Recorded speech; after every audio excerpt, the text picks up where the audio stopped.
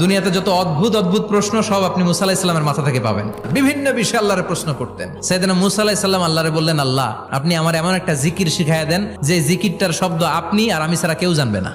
দিনে রাতে সব সময় এই জিকির আমি করব, আপনারে ডাকবো, কিন্তু শর্ত হলো এই জিকিরটা জানবে শুধু আপনি আর জানবো শুধু আমি। আল্লাহ বললেন, মুসা পড়ো লা ইলাহা ইল্লাল্লাহ।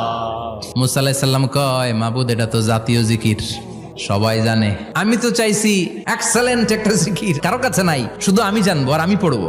আল্লাহ বললেন, মুসা এই লা ইলাহাকে যদি এক পাল্লায় রেখে দাও, তাম বিশ্ব, 7 আকাশ 7 জমিনটারে তুলে যদি তুমি আরেক পাল্লায় রেখে দাও, লা রাজাহাত কাফাতু লা ইলাহা ইল্লাল্লাহ, মুহূর্তের মধ্যে লা ইলাহার পাল্লা ভারী হয়ে যাবে। ও মুসা, তুমি যতই এক্সক্লুসিভ জিকির চাও, লা ইলাহার চেয়ে দামি জিকির আমার কাছে নাই।